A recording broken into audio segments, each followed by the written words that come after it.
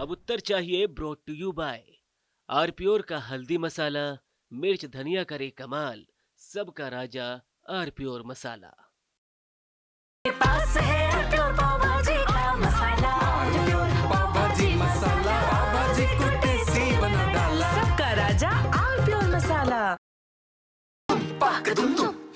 अरे श्रीमती जी, कुछ तो सस्ता लो, बचत करो। नहीं श्रीमान जी, सब बढ़िया लो, रहने दीजिए। इसमें क्या खास बात है? थोड़े में ज्यादा स्वाद, यही तो है इसकी खास बात। वाओ मम्मा, क्या स्वाद है। अरे मेरे राजा, सबका राजा आर प्योर मसाला। तो सस्ता लो, सब बढ़िया लो, इसमें क्या खास बात है? थोड़े में ज्यादा स्वाद, यही तो है इसकी खास बात। सबका राजा आर प्योर मसाला।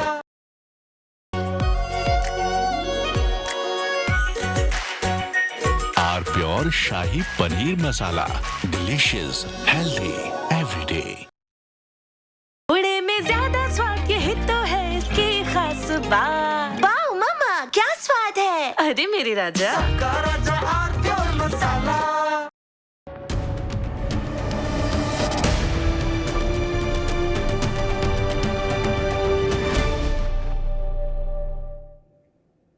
देश की सबसे बड़ी अदालत में ऐसा लग रहा है कि नए वक्फ कानून को लेकर याचिकाओं की बारिश हो गई, बारिश। आज इस मसले पर सुप्रीम कोर्ट में सुनवाई शुरू हुई। आप जानते हैं 70 से ज्यादा याचिकाएं हैं, 70 से ज्यादा याचिकाएं पक्ष और विपक्ष में। और जितने इस बिल के खिलाफ, इस कानून के खिलाफ जो याचिकाएं गई थी, उन सब का मूल स्वर एक ही था कि ये कानून मुसलमानों के खिलाफ है, उनकी धार्मिक आज़ादी पर हमला है, इसलिए इस कानून को स्टे कर दो या इस कानून को खारिज कर दो, तुरंत कर दो। उन सब की सुप्रीम कोर्ट में दलीलों का सार ये था कि हुजूर अभी खारिज कर दो, अभी रद्द कर दो कानून, तत्काल, नहीं स्टे तो लगाई दो।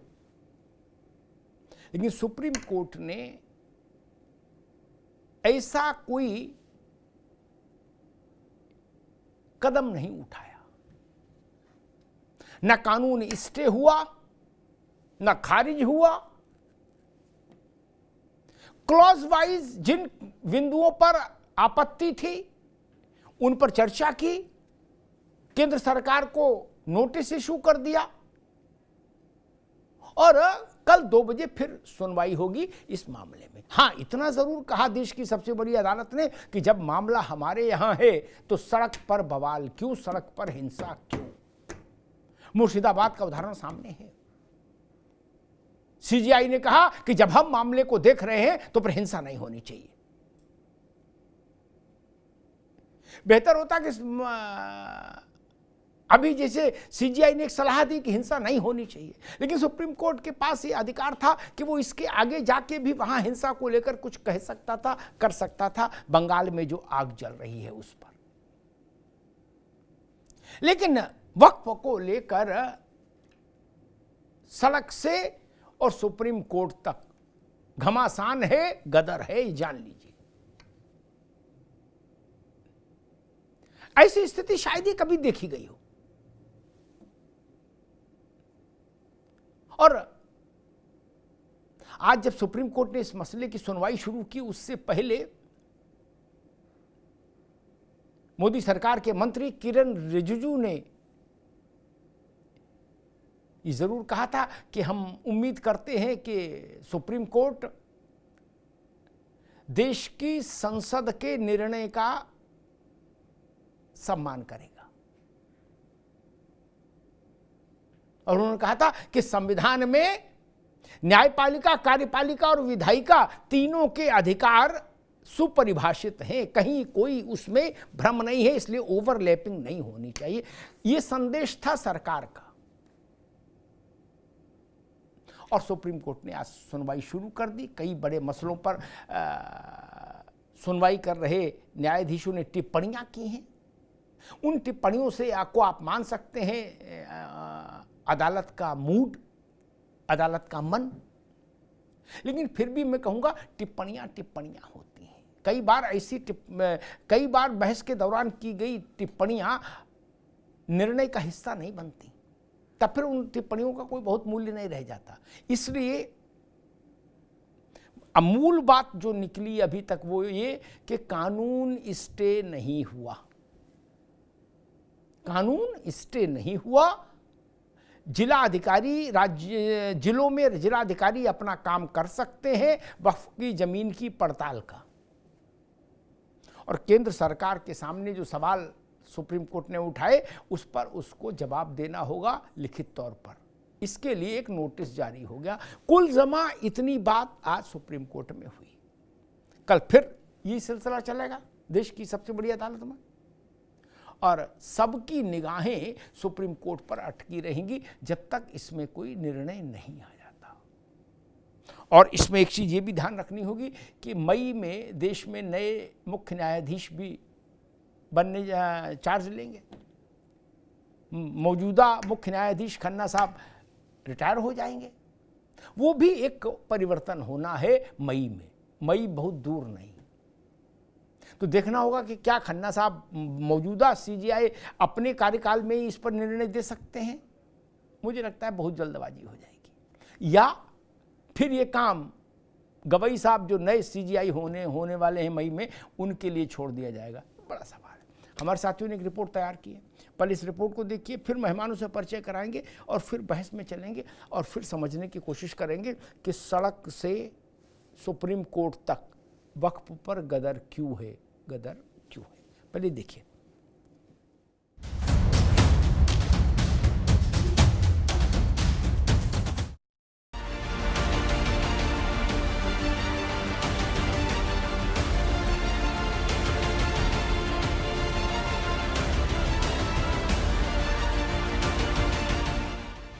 संसद से पास होकर राष्ट्रपति की मंजूरी के बाद अब वक्फ कानून की महाभारत सड़क पर संग्राम के साथ ही सुप्रीम कोर्ट जा पहुंची है। वक्फ कानून के खिलाफ देश की सबसे बड़ी अदालत में तमाम मुस्लिम संगठन और सियासी दलों की करीब 75 याचिकाएं दाखिल हैं। कोर्ट ने फिलहाल 10 याचिकाकर्ताओं के वकीलों को दलीलों का मौका दिया, जिसमें मोर्चे पर पहले कपिल सिब्बल और अभिषेक मनु सिंघवी आए, तो वहीं सरकार की ओर से सॉलिसिटर जनरल तुषार मेहता ने मैदान संभाला। सिंघवी और सिब्बल ने अपनी पहली दलील में मांग कर डाली कि कोर्ट इस कानून पर रोक लगा दे। हालांकि सुप्रीम कोर्ट ने कहा सीधे कानून पर रोक की मांग को लेकर दलील नहीं मानी जाएगी। इसके बाद दोनों ओर से चली बहस में वक्फ बाय यूजर से लेकर अनुच्छेद 14, 25, 26 से लेकर 32 तरीके मुद्दे उठे। कुल मिलाकर वक्फ कानून के विरोध में खड़े वकीलों ने इसे मुस्लिमों के खिलाफ बताया। निश्चित रूप से सुप्रीम कोर्ट से तो होपफुल होंगे ही, सुप्रीम कोर्ट से क्यों नहीं हमें न्याय की उम्मीद होगी। देखिए, हमने कहा कि ओवरलैपिंग की गई है, संविधान की कई धाराओं के ऊपर ओवरलैपिंग की गई है, जो संविधान का मूल है। एक राइट टू इक्वलिटी की बात जब हम करते हैं, सबको समान अधिकार की, तो हमारे अधिकारों के ऊपर बुलडोजर चलाया गया है। वहीं सरकार की तरफ से भी हर दांव की काट की गई। 2025 तक रजिस्टर्ड संपत्तियों पर किसी भी तरह का खतरा न होने की बात की गई, तो वहीं मुस्लिमों के बाकी तबकों तक भी वक्फ का फायदा पहुंचाने की बात कही गई। सरकार की ओर से कहा गया कि जेपीसी और 90 लाख से ज्यादा सुझावों के बाद इस कानून को बनाया गया। ये किसी भी धर्म के खिलाफ नहीं है। देखिए, वक्फ संशोधन अधिनियम 2025 ये लोगों को न्याय देने के लिए और गरीब मुसलमानों के कल्याण के लिए लाया गया है, क्योंकि यही जो विपक्ष के लोग, खासकर कांग्रेस हो, समाजवादी पार्टी हो, यही लोग वो हैं जिन्होंने शाहबानों के केस को किस तरह से उस वक्त की कांग्रेस की सरकार से पलटवाने का काम किया था जब उनके फेवर में फैसला आया था। ट्रिपल तलाक के खिलाफ भी याचिकाएं इन्होंने माननीय सर्वोच्च न्यायालय में डाली थी, और ये वही लोग हैं जिन्होंने रात के 3 बजे माननीय सर्वोच्च न्यायालय का समय खराब करने के लिए उनको जगाने का काम किया था, जब एक आतंकी को फांसी होने जा रही थी तो उसकी फांसी बचाने के लिए। तो ये कभी न्यायालय में विश्वास रखने वाले लोग नहीं है। गैर मुस्लिमों की एंट्री और अधिसूचित संपत्तियों पर सवाल के साथ ही सुप्रीम कोर्ट ने वक्फ के नाम पर हो रही हिंसा पर भी चिंता जताई। सुप्रीम कोर्ट में पहुंचे इस दंगल पर सियासी गलियारों का पारा भी गर्मा गया है। वार पलटवार का सिलसिला भी खूब जोरों शोरों से चल रहा है। भाई कल पीएम साहब ने भी कहा, प्रधानमंत्री ने, कि ये जो अभी तक इतनी लाखों प्रॉपर्टी जो देश की वक्फ की थी, जिसका फ़ायदा केवल लोग बेच रहे थे, बड़े लोग, उसका कोई फ़ायदा गरीब मुसलमान को नहीं मिल रहा था, तो हमने इसलिए संशोधन किया। ये बात अमित शाह जी ने कहा कि वक्फ की प्रॉपर्टी हम कहीं सरकार नहीं लेने जा रही, और वक्फ की प्रॉपर्टी वक्फ की रहेगी, मुतवल्ली मुसलमान रहेगा, वाकिफ मुसलमान रहेगा। हम तो केवल रखरखाव और सीएजी के द्वारा निर्धारित ऑडिट से ऑडिट करा के उसका इनकम गरीबों के फ़ायदे के लिए होगा। तो अब इससे साफ है कि अगर ये सरकार बेहतरी के लिए कानून लाई है तो आप आंदोलन कर रहे हैं, सुप्रीम कोर्ट पे आपको भरोसा नहीं है। बहरहाल वक्फ कानून का घमासान अब देश की सबसे बड़ी अदालत के आंगन में है। पहले ही दिन दलील और वकीलों के तेवर से लग रहा है कि तासीर और गर्म रहने वाली है। फिलहाल सुप्रीम कोर्ट ने केंद्र सरकार को 2 हफ्तों में जवाब देने का नोटिस जारी किया है। तमाम दलीलों के बाद अब गुरुवार को फिर सुनवाई होगी। अब जब मामला सुप्रीम कोर्ट पहुंच गया है तो सवाल यही है कि सुप्रीम कोर्ट जो पहुंचा है दंगल, क्या निकलेगा उसका हल। सुप्रीम कोर्ट का रुख क्या रहेगा, इस पर पूरे देश की निगाह है। ये केवल मसला मुसलमान का नहीं, ये देश का विषय है। मेहमानों साहब का परिचय करा दें। डॉक्टर ऋचा सिंह हैं, प्रवक्ता भारतीय जनता पार्टी। ऋचा जी का स्वागत है। अशोक यादव जी हैं, प्रवक्ता समाजवादी पार्टी। अशोक जी का बहुत स्वागत है। विवेक नारायण जी हैं, कांग्रेस के नेता। विवेक जी का बहुत स्वागत है। एच.एस. रावत साहब हैं, हिंदू धर्म गुरु। रावत साहब का बहुत स्वागत। रावत साहब, आज तो इतनी याचिकाएं लग सुप्रीम कोर्ट में आई सुनवाई के लिए, एक साथ लगा बारिश हो रही है, टप टप टप टप झमाझम। 73-74 याचिकाएं थी, और इस नए कानून के खिलाफ जो याचिकाएं थी, उनके वकीलों ने तो आरंभ से पहली मांग यही शुरू कर दी, भैया तुरंत रोक लगाओ, खारिज करो, कानून खारिज करो। लेकिन वो बात नहीं मानी गई। ना कानून के क्रियान्वयन पर रोक लगाई सुप्रीम कोर्ट ने, ना कानून को खारिज करने की कोई दिशा में कोई टिप्पणी की। कोर्ट ने सिर्फ इतना किया कि कुछ सवाल सुप्रीम कोर्ट ने सरकार से पूछे और कहा 2 हफ्तों में आप अपना जवाब दाखिल कर दीजिए। अब आगे क्या तस्वीर दिख रही है रावत साहब? सड़क से सुप्रीम कोर्ट तक बवाल है, गदर है, जान लीजिए। देखिए, सबसे बड़ी बात है अमिताभ जी, सुप्रीम कोर्ट ने जो आज सुनवाई की है, और जो उस सुनवाई के तहत जो उनकी व्याख्यान आए हैं, उससे काफ़ी संतुष्टि मिलती है। और सुप्रीम कोर्ट का दायित्व भी यही बनता है कि जो पार्लियामेंट है, जो संसद है, उस संसद के बनाए हुए कानूनों को वो ना छेड़े तो ज़्यादा अच्छा है। और उसके अधिकार भी अलग अलग बने हुए हैं, संवैधानिक समिति होती है या दूसरे जो अधिकार हैं उनको देखे। लेकिन साथ में उन्होंने जो ये कहा है कि जब हमारे अंदर सुनवाई हो रही है, हम सुनवाई कर रहे हैं, तो ये गदर क्यों, ये बहुत बड़ी बात उन्होंने की है। एक इशारा उन्होंने इस बात का किया अमिताभ जी कि ये जो गदर मचा रहे हैं ये गलत है, यहाँ सरकार को एक्शन लेना चाहिए, राज्य सरकार को एक्शन लेना चाहिए।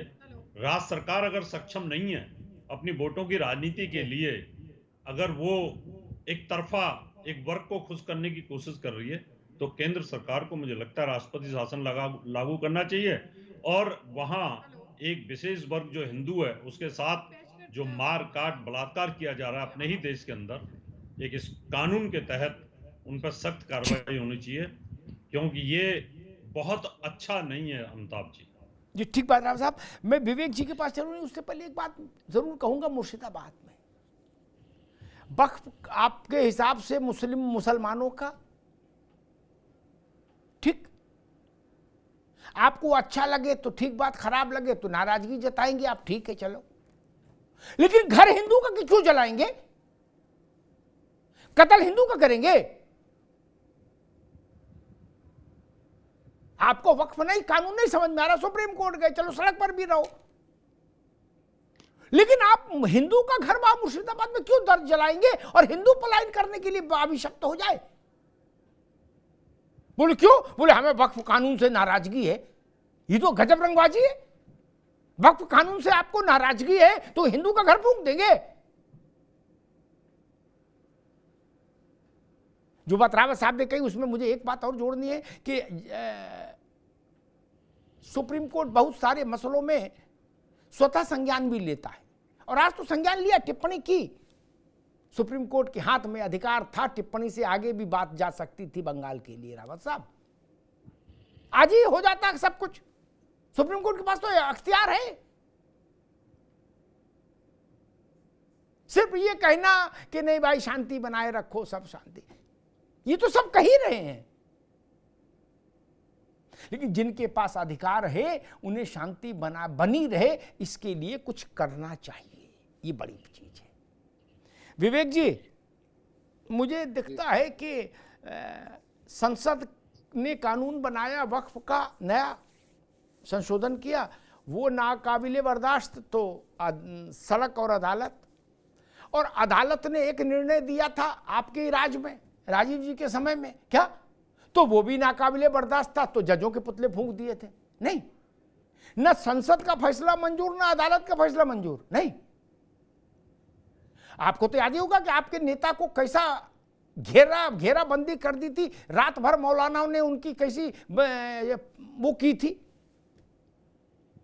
एक तरीके से कहो कैसे उनको धमकाया था, सटकाया था। याद ही होगा प्रसंग। और सुबह वो बदल गए राजीव जी, बोले जान छुड़ाओ। नहीं, संसद का निर्णय भी मंजूर नहीं, सुप्रीम कोर्ट का निर्णय भी मंजूर नहीं। ये लोग क्या चाहते हैं? कहां से फिर निर्णय आएगा? कहीं तो सिर झुकना चाहिए विवेक जी। नहीं, उन लोगों का क्या हो जिनका सिर न संसद के आगे झुकता है न सुप्रीम कोर्ट के आगे झुकता है। विवेक जी। बहुत बड़ा सवाल आपने किया है, और ये सवाल इसलिए और बड़ा हो जाता है कि कोई भी जनता द्वारा चुनी गई सरकार कोई भी इस तरह के कानून बनाने के पहले, निर्णय लेने के पहले, आप कहेंगे 90 लाख लोगों की राय आई, जेपीसी गठित हुई, ये सब होने के बाद आज राजीव जी का या कांग्रेस समय का आपने उदाहरण दिया, बिल्कुल बात सही है। लेकिन अब उसके बाद सरकार को उसके बाद सरकार ने क्या उससे सीख लेके आगे बढ़े। अगर सरकार उससे बड़ी लाइन खींचती कि देखिए सरकार ने, कांग्रेस सरकार ने उसमें यह इस तरह किया था, लेकिन हम उसको इस तरीके से उसमें सहमति बना रहे हैं, और वो सहमति ऐसी बनती है अमिताभ जी जिसका नहीं अमिताभ जी जिसकी झलक पूरे देश में दिखाई पड़ती है, सड़कों पर दिखाई पड़ती है। एक मिनट भाई, 150 करोड़ लोगों से सहमति कैसे बनती है, जरा इस पर प्रकाश डाल दीजिए, फिर आगे चले।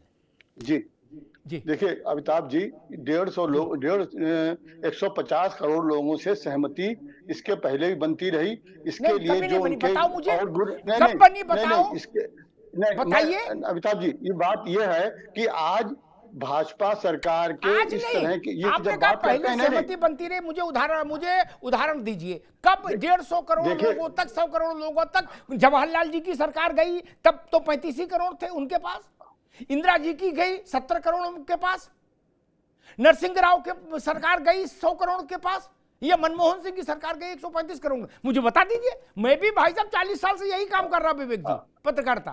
अमिताभ, नहीं आपकी बात है, लेकिन उसके क्या बड़ी बड़ी जो हड़तालें होती हैं, क्या उनसे सारे लोगों से बात करी जाती है? उनके चुनिंदा लोगों से बात करी जाती है और एक सहमति बनाई जाती है।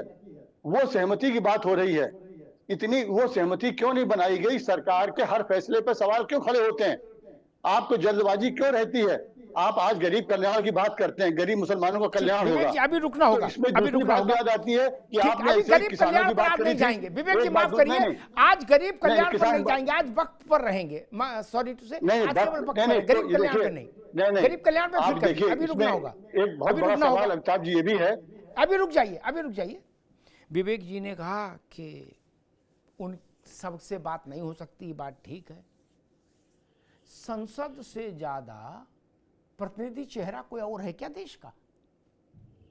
संसद लोकसभा में 150 करोड़ लोगों का निर्णय है। फिर किस सभा में जाएंगे हम और क्यों जाएंगे? तमाशा बना दिया।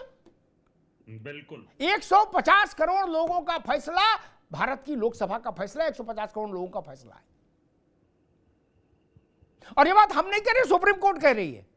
अभी राज्यपालों के मामले में क्या कहा था सुप्रीम कोर्ट ने? तब विवेक जी की पार्टी गदगद थी, बताशे बांट रही थी। क्या कहा था सुप्रीम कोर्ट ने?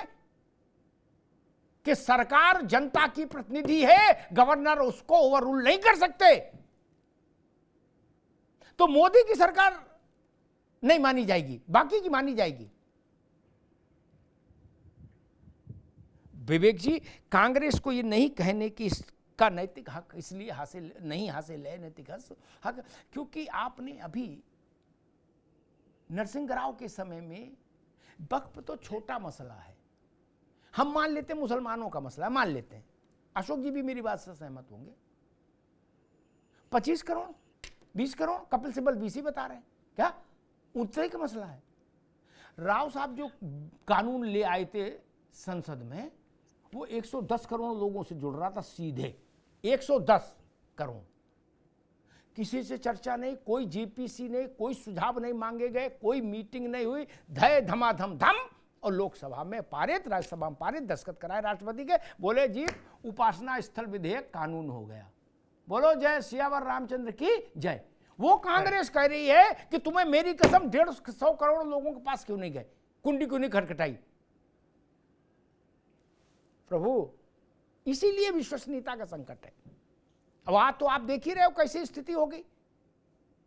अब दूसरी लड़ाई लड़ो, वक्फ के चक्कर में न रहो। अब ईडी वाला मामला उसको सलटो। विवेक जी, वो गंभीर मामला है। ऐसे ही एक मामले में आपकी पार्टी के मार्गदर्शक और सलाहकार लालू जी जेल का लंबा अनुभव लेके रह चुके हैं। हालांकि अखिलेश जी ने अच्छा सुझाव दिया, उनने कहा भाई ये हमेशा बवाल काटो, ईडी खत्म कर दो। अखिलेश जी के इस सुझाव के बाद मुझे लगने लगा हो सकता है थोड़े दिन बाद कोई नेता ये भी सुझाव दे दे, पुलिस भी खत्म कर दो। अगला कोई नेता खड़ा हो जाए वो कहे अदालतें भी खत्म कर दो, ना पुलिस ना अदालत ना ईडी, खुला खेल फरुक्काबादी चलने दो, मौज ही मौज। अशोक जी, विषय फिर वही है कि सुप्रीम कोर्ट से जो लोग इस कानून पर स्टे लगवाने गए थे, उनकी बात कम से कम सुप्रीम कोर्ट ने खारिज कर दी। और उसने ये भी कहा बार बार ये बात बोलेंगे इससे कोई लाभ नहीं होगा कि स्टे लगा दीजिए, स्टे लगा दीजिए, तर्क दीजिए, हम सुन रहे हैं।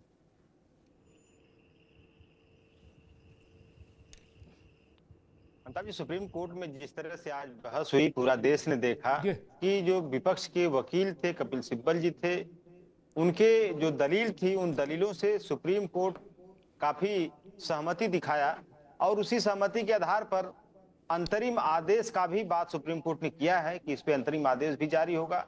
और सुप्रीम कोर्ट ने जैसे वक्फ बोर्ड में गैर मुसलमानों की एंट्री पर भी सवाल उठाया, सुप्रीम कोर्ट में कुछ दलीलें रखी गई जिसको सुप्रीम कोर्ट ने उस पर विचार भी किया।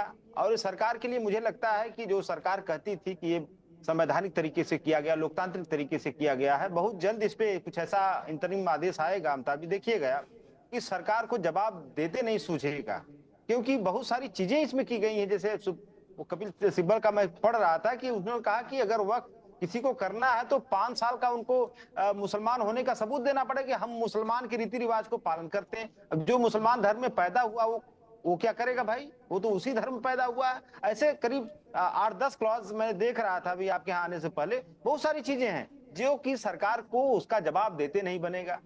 और दूसरी बात, अभी आपने कहा कि नरसिम्हा राव जी ने कानून लाया, ऐसे ऐसे ला दिया। वो कानून जो लाए थे, वर्शिप एक्ट, वो तो लाए थे झगड़ा बचाने के लिए कि झगड़ा न हो समाज में। अरे भाई मंदिर मस्जिद को लेकर थे, वो खुदा थे नहीं ना, भगवान थे नहीं ना, वो भी सरकार में थे। जो मोदी राव थे उनको अधिकार हासिल था, मोदी को हासिल नहीं। यार दो तरफा बात नहीं करो। नरसिंह राव कौन थे? अच्छा, उनके पास तो और भी मेजॉरिटी कम थी। बस 2 मिनट तो तब जी। अशोक जी, अगर नरसिंह राव ला सकते हैं अपने मन से कानून, तो यहां तो 90 लाख लोगों के सुझाव आ गए, 77 मीटिंगें हो गई, जाने कितना पेस्ट्री और काजू खा लिए सब लोग। हमताब जी 10 सेकेंड देखिए, 90 लाख सरकार बड़ा मतलब बड़ा विचित्र तर्क देती है मोदी सरकार। अरे 90 लाख का सुझाव मान लिया और जेपीसी में जो विपक्षी सांसदों का एक भी सुझाव नहीं माना और 90 लाख जनता का सुझाव मांग लिया। ये मतलब आपको लग रहा है ये बात गले से नीचे उतर रही किसी के? जो जेपीसी के विपक्ष के सांसद का एक सुझाव नहीं माना, एक सिंगल, और 90 लाख सुझाव को सरकार ने जो है देखा। तो ये बातें कंट्राडिक्टरी बातें हैं और अजीब सी लगने वाली बातें हैं। इस बातों को न तो आप मानेंगे, न तो हम मानेंगे, न तो माननीय सुप्रीम कोर्ट मानेगा। देखिएगा इस पे बहुत जल्द कुछ न कुछ ऐसा अंतरिम आदेश आएगा कि सरकार को मुंह की खानी पड़ेगी। मतलब वो है ना कि हजारों ख्वाहिशें दिल में कि हर ख्वाहिश पे दम निकले, बहुत निकले मेरे अरमा मगर फिर भी कम निकले। विपक्ष की स्थिति है इसी। अशोक भाई पर 2 बात कही कि मैं ऋचा जी के पास चलूँगा। अशोक भाई ने कहा कि मैं अभी कपिल सिब्बल के वक्तव्यों को, बहस को के जो साइलेंट फीचर्स मेरा टाइम खत्म हो गया है। अच्छा ठीक है, अच्छी बात है वो पढ़ के आए हैं। लेकिन मैं एक बात ज़रूर कहूँगा कि क्या विपक्ष ने इस बात को नोटिस किया सुप्रीम कोर्ट से कि आज जो बहस में मुद्दा उठा, सुप्रीम कोर्ट ने कहा, विवेक जी की पार्टी ने उसको सुना कि नहीं सुना, सीजीआई ने कहा कि एएसआई द्वारा संरक्षित इमारतें वक्फ कैसे हो सकती हैं, ये बताइए। एक ही लाइन को पकड़ लीजिए कि सीजीआई ने कहा एएसआई के द्वारा संरक्षित इमारतें वक्फ कैसे हो सकती हैं, तो इसका मतलब समझ रहे हैं आप क्या? हजारों इमारतें एएसआई के द्वारा संरक्षित हैं जिन पर वक्फ का कब्जा है, इंक्लूडिंग संभल की जुमा मस्जिद।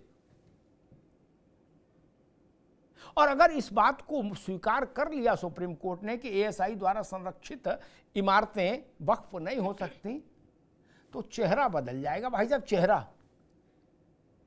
ऋचा सिंह जी, विपक्ष को उम्मीद है कि सुप्रीम कोर्ट में आपकी सरकार का कानून नहीं टिकेगा। ये ठीक बात है, उम्मीद पे दुनिया कायम है, लेकिन अभी विपक्ष को उम्मीद है।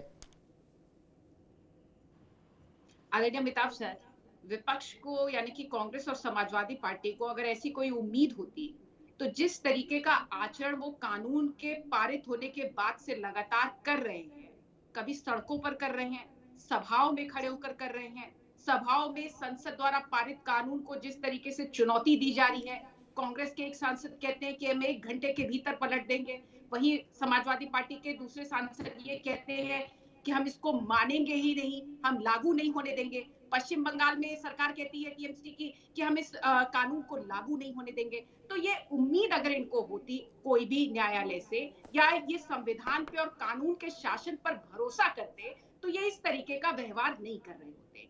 देखिए, ये बात तो सच है कि संसद, जहां संविधान संसद को अधिकृत करता है कानून बनाने के लिए, वही जुडिशियल रिव्यू का अधिकार है माननीय उच्चतम न्यायालय के पास। माननीय उच्चतम न्यायालय सारी वैधानिकताओं को सुनेगा, समझेगा, ये उसका अधिकार क्षेत्र है। लेकिन समाजवादी पार्टी और कांग्रेस पार्टी से ये पूछा जाना चाहिए कि ये लोग बात तो संविधान और कानून की करते हैं, लेकिन मुर्शिदाबाद में जिस तरीके से इस कानून के नाम पर हिंसा की जा रही है, आखिर ये किसको चुनौती है? अगर इनको माननीय उच्चतम न्यायालय पे कतई यकीन होता, संवैधानिक प्रक्रियाओं पे कतई यकीन होता, तो ये सुप्रीम कोर्ट गए हैं, वहां तक जाकर ये अपनी बात कहते। लेकिन ये लगातार इस देश में माहौल को खराब करने का प्रयास कर रहे हैं, देश के मुसलमानों को तुष्टीकरण की उसमें अंधे होकर गुमराह करने का प्रयास कर रहे हैं। और आज भी वही प्रयास किया गया। लगातार कांग्रेस और समाजवादी पार्टी इसको धार्मिक मसला बताकर मुसलमानों की भावनाओं को जो है खेलना चाहती है, उनको उकसाना चाहती है। लेकिन ये तो स्पष्ट है कि ये विशुद्ध रूप से जमीन के विनियमन और उसके रखरखाव का मामला है, ट्रस्ट का मामला है। लेकिन बार बार उसको धार्मिक मामले का रूप देकर समाजवादी पार्टी और कांग्रेस पार्टी और टीएमसी जैसी पार्टियां तुष्टीकरण की राजनीति करती हैं। लेकिन एक बार भी इनको इस देश के संविधान और कानून पे भरोसा होता तो देश में जो हिंसा की जा रही है, जिस तरीके की धमकियां दी जा रही है, मुर्शिदाबाद में मुसलमानों ने पलायन करने के लिए मजबूर कर दिया हिंदुओं को। आखिर इन घटनाओं पर भी माननीय उच्चतम न्यायालय के द्वारा चिंता जाहिर की गई है और ये जिस अपील को लेकर गए थे उसको खारिज करने की, उसको सुप्रीम कोर्ट ने नहीं सुना है। सुप्रीम कोर्ट ने जरूर एक जो है नोटिस इशू की है सरकार को, सरकार उस पर अपने जवाब देगी। लेकिन समाजवादी पार्टी और कांग्रेस पार्टी, इनका जो फेक सेकुलरिज्म का चेहरा है वो जरूर सामने आ रहा है, क्योंकि जब ये किसी कानून को मुसलमान का कानून बताते हैं, ये इस देश का कानून है जिसको मानना सबकी बाध्यता है। जी तारिक मिर्जा साहब हमारे साथ जुड़ गए हैं। अनवर मिर्जा साहब, माफ करिएगा, अनवर मिर्जा साहब जुड़ गए हैं, राजनीतिक विश्लेषक, उनका भी स्वागत है। अनवर मिर्जा साहब, जब सुप्रीम कोर्ट में 73-74 याचिकाएं आ ही गई थी, सुनवाई की डेट भी तय हो गई थी, नहीं कि 16 को सुनवाई शुरू करेंगे, तब ये सड़क पर हिंसा क्यों नहीं होनी चाहिए ना? अगर हमको सुप्रीम कोर्ट पर भरोसा है, तो अगर हमको सुप्रीम कोर्ट पर भरोसा है, मेरा प्रश्न आप तक पहुंच रहा है मित्र? आवाज हल्की है सर आपकी। अच्छा भाई, आवाज जरा देखिए। मेरा सिर्फ कहना यह है कि जब सुप्रीम कोर्ट इस मामले को देख रहा है तो मुर्शिदाबाद जैसी तस्वीर क्यों सामने आ रही है देश के, जहां हिंदुओं को पलायन करना पड़ रहा है, जहां रक्तपात हो रहा है, जहां आगजनी हो रही है, जिसकी घटना पर सुप्रीम कोर्ट भी चिंता जता रहा है। अनवर मिर्जा, अगर सुप्रीम कोर्ट पर भरोसा है तो शांत बैठना चाहिए था, सुप्रीम कोर्ट के निर्णय की प्रतीक्षा करनी चाहिए थी, नहीं? देखिए, हम सुप्रीम कोर्ट के फैसले को मानेंगे, जो भी फैसला आएगा मुझसे पीछे नहीं है। लेकिन आपने बात करी बंगाल की, बंगाल में कोई अभी हिंसा नहीं हो रही, उससे पहले भी हिंसा हो चुकी है। लेकिन क्या बात करें, इनसे बात करना तो बेवकूफी हो जाएगी, क्योंकि इनसे कहेंगे ये काम कर लीजिए। रात को लाकर इन्होंने वफ को दे दिया, क्या वफ की जरूरत थी? 11 साल से इनकी सरकार बैठे, जब इनको चिंता नहीं हुई, एकदम से वफ की ऐसी कौन सी चिंता आ गई, कौन सी ऐसी परेशानी इनको आ गई कि इनको वफ की बड़ी मेहनत जरूरत पड़ गई है? सबसे ज्यादा मैं आपको बता देना चाहता हूँ, यूपी के अंदर वफ है और यूपी के अंदर इनके चेयरमैन बैठे हैं। पहले वसीम बैठे थे, अब रजा बैठे हैं। 11 साल से इनकी सरकार और 8 साल से योगी साहब की सरकार चल रही है। वहां पर जो लूटमारी हो रही है वफ के अंदर, उसका जिम्मेदार कौन है भाई? नहीं, अनवर मिर्जा एक मिनट रुको, अनवर मिर्जा एक मिनट रुको। एक तो मैंने बंगाल पर सवाल एक मिनट रुको, अनवर मिर्जा एक मिनट रुको। बंगाल में सवाल पूछा, उस पर आपने कोई टिप्पणी नहीं की। आपने कहा वहां तो हिंसा होती रहती है, ये उत्तर नहीं होता है। आप राजनीतिक विश्लेषक हो तो उस पर बात करेंगे। एक मिनट रुको, एक मिनट रुकना होगा, अभी रुकना होगा करेंगे सर। अरे रुको भाई, ये तर्क लोकतंत्र में, संसदीय लोकतंत्र में कतई स्वीकार्य नहीं हो सकता कि जी सरकार को अब वक्फ की चिंता क्यों आ गई। क्यों भाई? सरकार के ऊपर कोई बंधन लग जाएगा कि उसको कब किस चीज पर चिंता करनी है? क्या संविधान उसको रोकता है कहीं ऐसा काम करने से? नहीं ना। गजब बात है। बोले अब क्यों याद आई? अच्छा, पहले याद आती तो आप सड़क पर नहीं उतरते, आप तो तब भी सड़क पर उतरते। मान लीजिए 5 साल पहले वक्फ का कानून आ जाता तो भी आप सड़क पर होते, और 5 साल बाद आता तो भी आप सड़क पर होते। अनवर मिर्जा, नहीं? मैं आपको बता दूं जी, 1913 के अंदर यही अंग्रेज थे जिन्होंने राजधानी कलकत्ता को बनानी थी, लेकिन दिल्ली को चुना गया। दिल्ली को लुटियन जोन के अंदर कर दिया था इन्हीं अंग्रेजों ने। जब अंग्रेजों ने करा था तो मुसलमानों को बुलाया गया और मुसलमान गए उनके पास। उन्होंने कहा हमारी पार्लियामेंट के पास मस्जिद है, हमारी बंगाली मार्केट में मस्जिद है, हमारी सुनहरी मस्जिद है, हमारी जामा मस्जिद है, हमारी बतेरी मस्जिदें दिल्ली के अंदर आती हैं। तो अंग्रेजों ने भी उस टाइम उनको तंग नहीं किया था, उनको कहा था कि ये नमाजे की जगह, ईदगाह, जो भी आपकी जो जगहें हैं, ये वैसी जगह आपकी रहेंगी, हम इसको नहीं छेड़ेंगे। तो जब उन्होंने नहीं छेड़ा तो इनको छेड़ने की कौन सी जल्दी पड़ गई भाई, मुझे बता दीजिए। अगर वक्फ के अंदर घोटाला चल रहा था तो आप इनके लिए पक्ष में खड़े हो जाते। जब बात कर रहे हो यार, आप सुनेंगे नहीं, आप सुनेंगे नहीं जी, आप मुझे सुनेंगे नहीं, मुझे पता चल गया आप मुझे सुनेंगे नहीं। मैंने आपसे कहा 1913 वाला फॉर्मूला, आपने उसको नहीं माना। जब 1913 में इतनी बड़ी सरकार, अंग्रेजों की सरकार थी, उन्होंने बुलाकर हमारे को इज्जत और मान सम्मान दिया, आज तक मस्जिदों को नहीं छेड़ा गया। तो अब इनको कौन सी दिक्कत हो गई भाई, कौन सी परेशानी है? किसानों के वक्त भी इन्होंने यही ड्रामा करा, किसान सड़कों पर बैठा, 1 साल तक किसान सड़कों पर बैठा, उसको वापस लेना पड़ गया। ठीक है, मैं पूछना चाहता हूं, अगर इसके अंदर कुछ कमी पेशी थी तो 11 साल से क्यों नहीं किया गया, और 8 साल से यूपी के अंदर अभी रुकना होगा, अभी रुकना होगा, बैठे भाई, अभी रोकिए इनको, इनसे अभी पूछिए रुकना होगा। एच.एस. रावत, बड़ा विचित्र स्थिति है। अव्वल तो ये कि सोमवार को क्यों किया, मंगल को क्यों नहीं किया? अच्छा, मंगल को करते तो आप मान लेते, इसलिए इस तर्क का तो ये भोड़ा तर्क है, इसमें तो कुछ ध्यान नहीं। दूसरी बात आई कि जी जब अनवर भाई ने कहा कि जब इतनी बड़ी इतनी अच्छी सरकार थी अंग्रेजों की, अंग्रेजों के प्रति मोहब्बत देखिए, उसने हमारी बात मान ली, हमें इज्जत दी, एहतराम दिया, और हमारी मस्जिदों छेड़छाड़ नहीं की, तो इनकी क्या हैसियत है? अभी तो मस्जिदों छेड़छाड़ होनी नहीं कहीं, ऐसा कहीं कानून तो आया ना कि सारी मस्जिदें खाली करो, फिर बवाल क्यों है? आज भी सुप्रीम कोर्ट में सरकार ने कहा कि जो रजिस्टर्ड प्रॉपर्टीज हैं उन पर कोई संकट नहीं, और रजिस्ट्रेशन कराने की जिम्मेदारी लेनी होगी। रजिस्ट्रेशन क्यों नहीं कराया? रावत साहब, अंग्रेज कह गए, मुगल कह गए, छोड़ दो, ये तो मिर्जा साहब की मेहरबानी है कि ये अंग्रेजों तक ही रहे। मान लीजिए ये मुगलों तक चले जाते तो कौन रोक लेता? ये कहते मुगलों के समय में हमारा जो जलवा जलाल था वही वापस लाओ, हमारी शाही सवारी निकलेगी लाल किले से, तब क्या करते? वो तो अंग्रेज तक रुक गए, बड़ी बात है। रावत जी। जी अमिताभ जी, अभी मिर्जा साहब को मैं सुन रहा था, बड़ा जोश था, कह रहे थे कि इतनी जल्दी क्या थी, 11 साल से सरकार चल रही है, क्या जल्दी थी इनको? मैं इनसे ये पूछना चाहता हूं कि वक्फ बोर्ड तो पहले से ही चल रहा था, देश आजादी के बाद से ही चल रहा था, तो 95 में अमेंडमेंट करने की कांग्रेस को क्या जरूरत थी? वक्फ का जो चल रहा था भाई, वक्फ वालों को ज्यादा अधिकार देने की जरूरत क्या थी? कांग्रेस ने क्यों जानबूझ करके इसमें पंगे लिए? उसके बाद चलो 95 में तुमने कर लिया, कोई बात नहीं, फिर 2013 में पंगे लेने की क्या जरूरत थी? फिर आपने क्यों इस प्रकार के उसमें कानून में अमेंडमेंट कर दिया कि भाई जहां पर आप हाथ रख दोगे और वो जमीन वक्फ भी हो जाएगी, और उसके बाद उसकी सुनवाई जो है वो आपके शरीय के कानून के हिसाब से होने वाली है, और वहां पर डीएम इसमें कुछ नहीं कर सकता। क्यों पंगे लिए?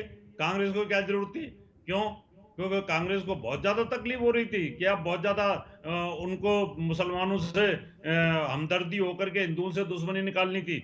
जब आप लोगों ने 2 बार वहां पर अमेंडमेंट करके उस जमीन को 2 लाख एकड़ से 9 लाख एकड़ कर दिया, तो उस समय क्या होगा? जमीन पर सरकार का अधिकार होता है।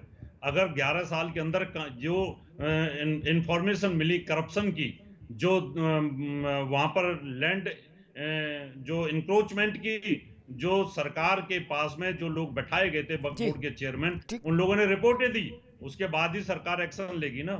तो सरकार को पता चला कि ये तो बहुत जबरदस्त घोटाला हो रहा है, ये तो एक तरह से भूमि घोटाला हो रहा है जबरदस्त, और इस पर लोग बैठे तो कानून लाया गया, तो कानून लाना भी कहना चाह रहा है। मैं विवेक जी के पास चलूंगा, वो कुछ कहना चाह रहे हैं, लेकिन एक सवाल है विवेक जी मेरा छोटा सा, कि मान लीजिए कल से मतलब आने वाले समय में यूसीसी आ जाए, कानून बन जाए, उसके बाद जनसंख्या वाला विधेयक आए और कानून बन जाए, तब भी यही कहा जाएगा कि भाई अभी क्या जरूरत थी लाने की, 2014 में क्यों नहीं लाए? अच्छा, जो 2014 में नहीं लाए वो 2025 में नहीं ला सकते? पुलिस पकड़ लेगी? कोई रोक है क्या? कोई संवैधानिक रोक है क्या सरकार पर?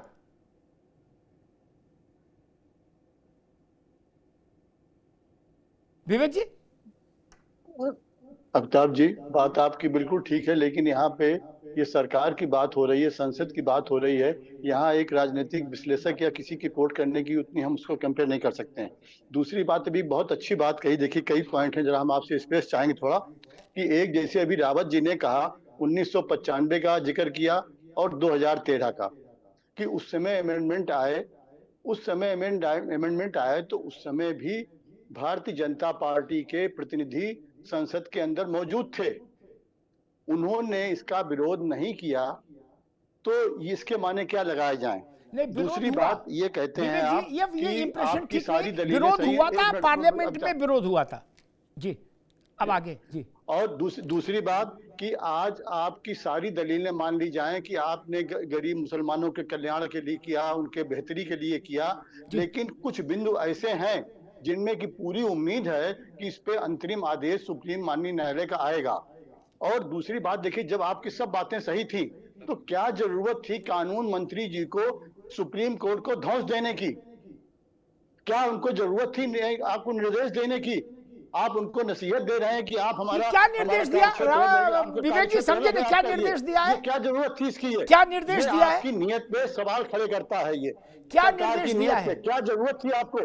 आप सरकार में थे, आप सुप्रीम कोर्ट से क्यों ये बात कह रहे हैं कि आपका क्षेत्र अलग है? आप सुप्रीम कोर्ट माननीय न्यायालय को बता रहे हैं आप ये कि आप जब आपके कानून इतने बढ़िया था, कल्याण के लिए था, आपने 90 लाख सबके सुझाव मांगे थे, जेपीसी पूरी आपने कर लिया, फिर आपका कानून मंत्री क्यों धौंस दे रहा है सुप्रीम कोर्ट को? ठीक है, उन्हें क्या खतरा था? उन्हें इसके माने आपका नियत आपकी सही नहीं थी, उस नियत पे यही सवालिया निशान खड़ा होता है।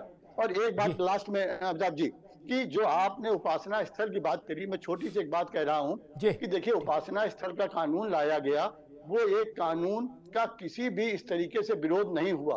110 करोड़ के लिए लाया गया, लेकिन खूब विरोध हुआ। करोड़ का मालूम था। ठीक है कानून से विवेक जी, अब रुकना होगा, इससे जरूरी मुद्दे अब रुकना होगा, ताकि ये मुद्दा यहीं पे राम जन्मभूमि अब रुकना होगा, अब रुकना होगा।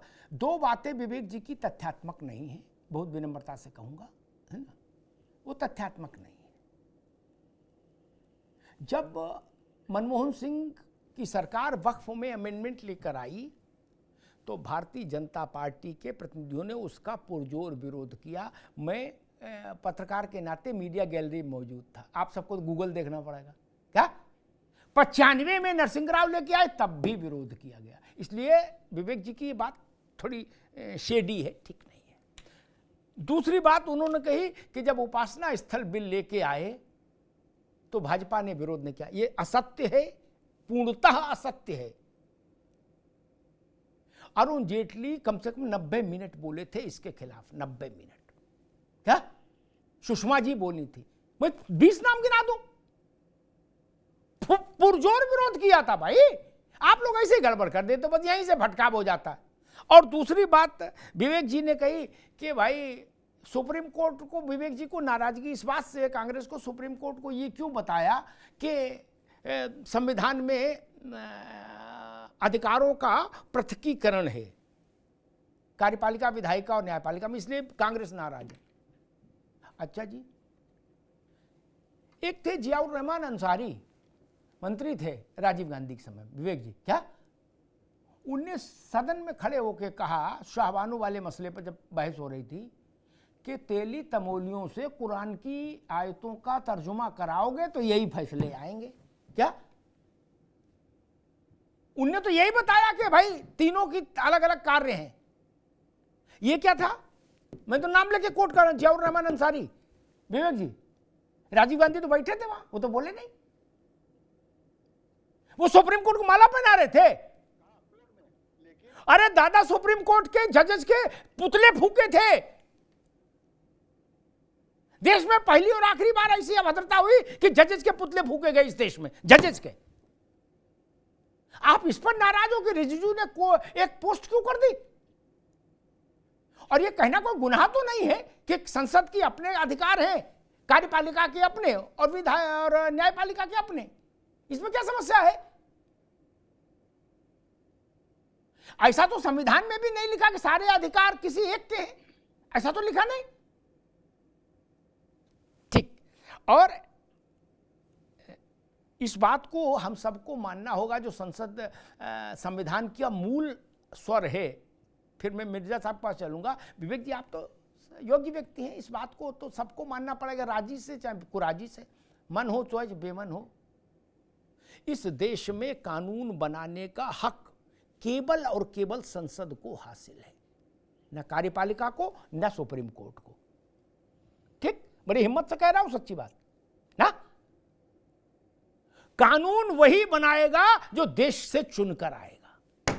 Be the people of India, समझ गए विवेक जी? इसलिए अब आगे कोई भी टिप्पणी करिएगा तो इस बात को ध्यान रखिएगा, कानून बनाने का पहला और आखिरी हक केवल संसद और विधानसभा को हासिल है, बाकी किसी को नहीं।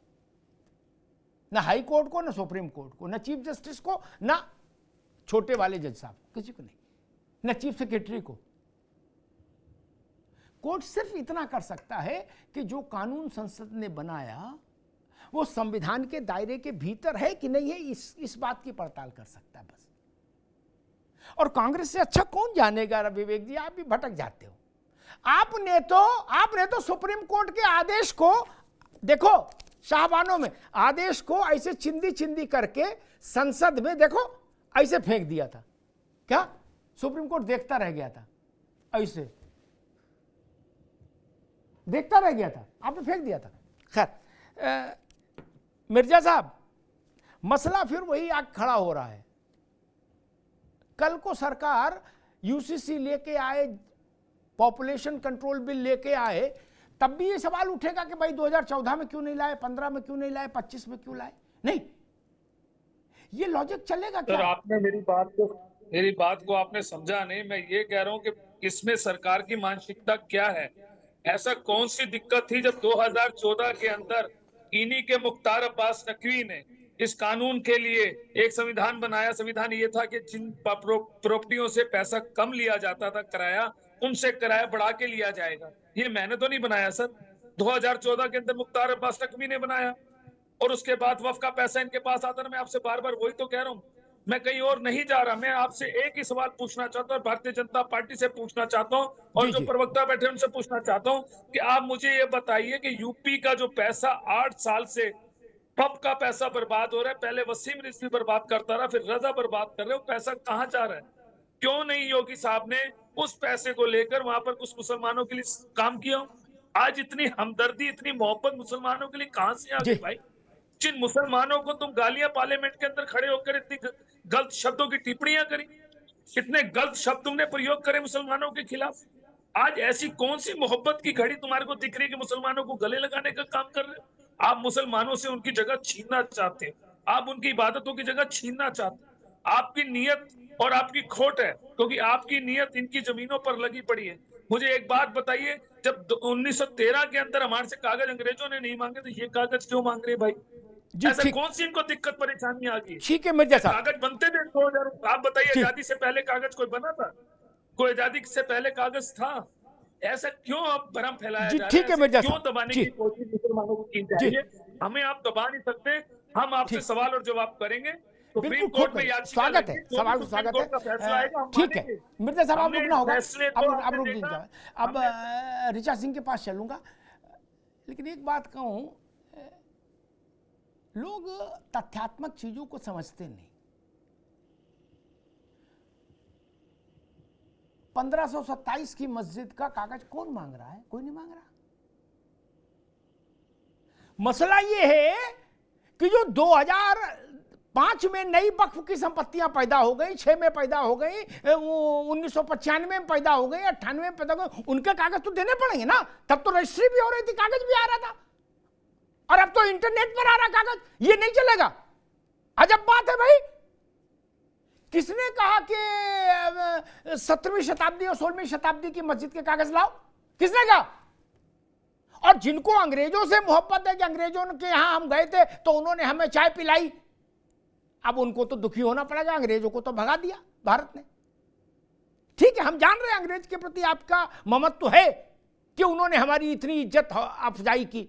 अब या तो आप वहां जाओ ब्रिटेन, वहां इज्जत अफजाई का देखो सिस्टम, वरना अंग्रेज तो वापस नहीं आ सकते ना भारत में, वो तो हट गए। किसने कहा और किस कानून में ये लिखा है कि 1314 की मस्जिद के कागज दिखाओ? ये तो किसी ने कहा ही नहीं अभी तक, कभी नहीं कहा। लेकिन जब से रजिस्ट्रेशन की सुविधा है इस देश में, तब से रजिस्ट्रेशन कराया कि नहीं कराया, वहीं फोर्जरी पकड़ी जाएगी। बस उतनी सी बात है, उसी की नाराजगी है। हम भी समझ रहे हैं, तुम भी समझ रहे हो, कोई छुपी बात थोड़ी ना भाई। आज मान लीजिए किसी ने घोषित किया, एक वो मूंगफली बेचने वाले थे, अंडा की रेडी भी लगाते थे कभी कभी, उनने कहा हमने पूरा संभल वक्फ कर दिया अपने दस्तखत से। क्या? तो उनको तो जेल में भेजा जाएगा ना।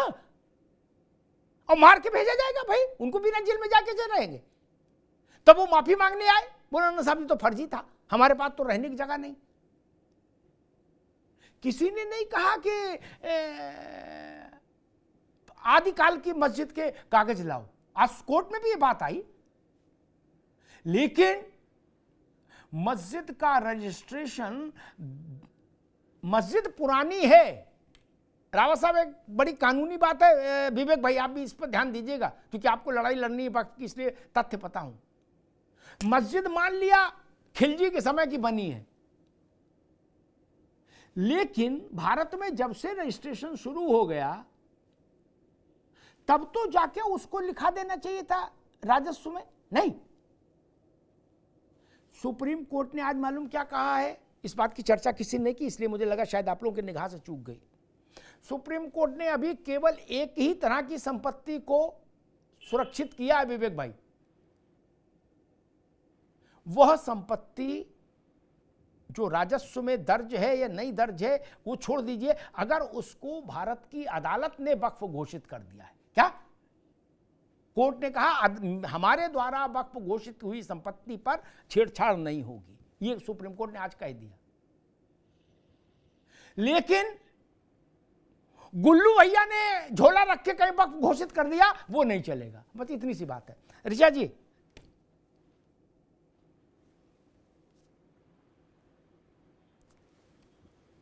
डॉक्टर ऋचा सिंह जी, अब बार बार सवाल आ रहा है कि नरेंद्र मोदी को इतनी चिंता मुसलमानों की क्यों, और आज क्यों चिंता हुई 2025 में, टाइमिंग और चिंता क्यों? मिर्जा भाई कह रहे हैं कि आप तो मुसलमानों को गाली देते हो भर भर के, फिर अचानक से आप दही जलेबी लेके उनकी तरफ क्यों आ रहे हो? आदरणीय Amitabh sir, Samajwadi party, Congress party या राजनीतिक विश्लेषक जो मिर्जा साहब बैठे हुए हैं, ये मुसलमानों की चिंता करने पे अपना एकाधिकार समझते हैं, क्योंकि वो उनको सिर्फ मुसलमान समझते हैं। लेकिन भारतीय जनता पार्टी, आदरणीय प्रधानमंत्री मोदी जी इस देश के हर नागरिक को बराबर का वासी समझते हैं और उनको बराबर के अधिकार मिलने चाहिए। यही कारण है, कुछ ऐसे ही सवाल ये लोग कर रहे थे जब 3 तलाक का बिल आया था। 3 तलाक के बिल में भी कांग्रेस पार्टी और समाजवादी पार्टी पूछ रही थी अचानक से मुस्लिम महिलाओं की चिंता क्यों? क्योंकि आपने मुस्लिम महिलाओं की चिंता नहीं की, इसलिए भारतीय जनता पार्टी, आदरणीय प्रधानमंत्री मोदी जी ने ऐतिहासिक फैसला किया और ऐतिहासिक कानून लाया और मुस्लिम महिलाओं को 3 तलाक के दंश से, जो अपमानजनक दंश था, उससे बाहर निकालने का काम किया। आप वही लोग हैं जो शाहबानो के केस में किस तरीके से आप नहीं बना सकते। जी ऋचा जी आप बोलिए। जी ऋचा आप बोलिए। और शाहबानो के केस में भी किस तरीके से इन्होंने न्यायालय को धता बताने का काम किया था, वो भी देश भूला नहीं है। लेकिन सवाल इस बात का है कि भारतीय जनता पार्टी की सरकार जो वक्फ के नाम पर लंबे समय से भू माफियाओं के द्वारा तमाम लैंड्स के ऊपर कब्जा करके भू माफियाओं का नेक्सस चलाया जा रहा है, इस नेक्सस को तोड़ने के लिए गरीब मुसलमान, आम मुसलमान महिलाओं को उनका हक दिलाने के लिए, और मैं मजबूती से कहना चाहती हूँ कि वक्फ के कानून को भारतीय जनता पार्टी की सरकार ने अधिक पारदर्शी बनाया है, अधिक संवैधानिक बनाया है। आपको इस बात से क्या दिक्कत होती है? कांग्रेस पार्टी को बताना चाहिए कि जिस वक्फ को चुनौती नहीं दी जा सकती थी ट्रिब्यूनल के अलावा न्यायालय में, आज जिस आप न्यायालय के पास गए हैं, क्या आम लोगों को यह अधिकार नहीं है कि वो अपने विवादों को लेकर न्यायालय के पास जा सके? आप उनके इस हक को, जो संवैधानिक हक है, उसको मारना चाहते हैं। लेकिन देश की जनता देख रही है इस बात को, और आप ठीक है ऋचा जी, जवाब देना पड़ेगा। जी ऋचा जी ठीक है, समय कम है। करते हैं माननीय न्यायालय की, लेकिन उसको चुनौती देते हैं गली मोहल्लों में हिंसा के द्वारा। ठीक बात है, ठीक है, रुकना होगा। ये बात मेरी समझ में नहीं आती, कोई मई का लाल ये कैसे कह सकता है कि सरकार को फलाने से क्या लेने देना? सरकार का दायरा 150 करोड़ लोगों तक है। जो भारत की सरकार है उसको भारत के हर व्यक्ति से कंसर्न है, होना चाहिए। ये कौन सी बात हो रही है कि भाई भाजपा वालों को मुसलमानों से क्या लेना देना? क्यों? उनके बारे में फैसला कांग्रेस करेगी क्या? नहीं ना, कांग्रेस तो सरकार में है नहीं। भाई राहुल गांधी तो फैसला नहीं कर सकते ना मुसलमानों के बारे में। अरे नारायण साहब बुरा मत मानना विवेक भाई, सोनिया जी, राहुल जी, प्रियंका जी, मतलब तीनों मिलके बैठे, खड़गे साहब को भी बुला लो, तो भी आप कोई फैसला तो नहीं कर सकते मुसलमान के लिए, किसी के लिए नहीं ना।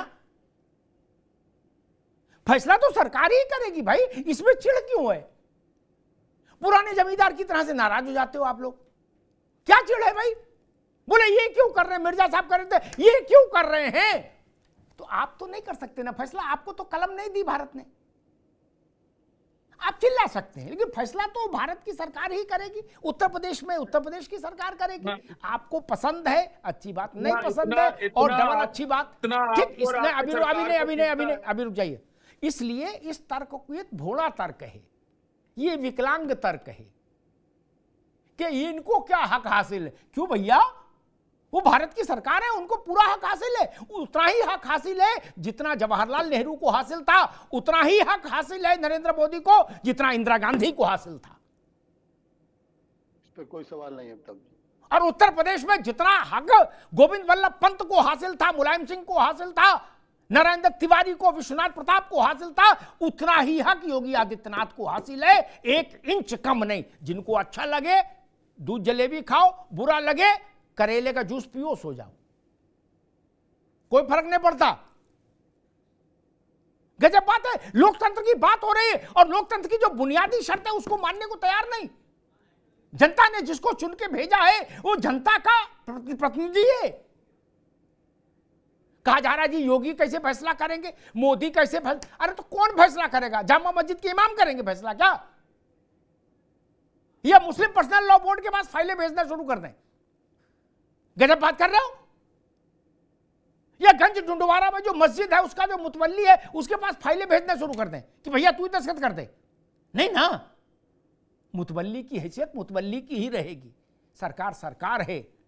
भारत का चेहरा भारत की सरकार, केंद्र की सरकार, और उत्तर प्रदेश का चेहरा उत्तर प्रदेश की सरकार। अच्छा लगे तो भी और बुरा लगे तो भी। और एक बात कह के बात समाप्त करूंगा। विवेक भाई, मैंने ये बात लखनऊ में एक मंच से कही थी जब लखनऊ के मुख्यमंत्री मेरे साथ मंच पर थे, अखिलेश जी। केंद्र में तब मोदी जी आ चुके थे, यूपी में अखिलेश यादव थे। तो मैंने मालूम क्या कहा था, उसी को दोहरा देता हूं। मैंने कहा था किसी को अच्छा लगे किसी को खराब लगे, देश का चेहरा मोदी है और प्रदेश का चेहरा मुख्यमंत्री होने के नाते अखिलेश यादव है। मैं फिर दोहराता हूं, उत्तर प्रदेश का चेहरा योगी आदित्यनाथ है, देश का चेहरा नरेंद्र मोदी है। अच्छा लगे तो और बुरा लगे तो भी। कम से कम अगले चुनाव तक तो यही लोग हैं।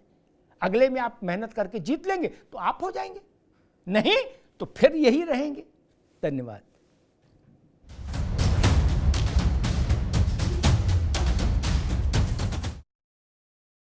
अब उत्तर चाहिए ब्रॉट टू यू बाय आरपीओर का हल्दी मसाला, मिर्च धनिया करे कमाल, सबका राजा आरपीओर मसाला। मेरे पास है आरपीओर पाव भाजी का मसाला, आरपीओर पाव भाजी मसाला, पाव भाजी को टेस्टी बना डाला, सबका राजा आरपीओर मसाला। अरे श्रीमती जी कुछ तो सस्ता लो, बचत करो। नहीं श्रीमान जी, सब बढ़िया लो, रहने दीजिए। इसमें क्या खास बात है? थोड़े में ज्यादा स्वाद, यही तो है इसकी खास बात। वाओ मामा, क्या स्वाद है। अरे मेरे राजा, सबका राजा आरपीओर मसाला। थोड़े में ज्यादा स्वाद, यही तो है इसकी खास बात। वाओ मामा, क्या स्वाद है। अरे मेरे राजा, सबका राजा आरपीओर मसाला।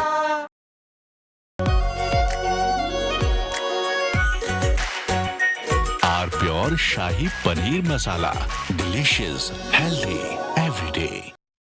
कुछ तो सस्ता लो, सब बढ़िया लो, इसमें क्या खास बात है? थोड़े में ज्यादा स्वाद, यही तो है इसकी खास बात। सबका राजा आरपीओर मसाला।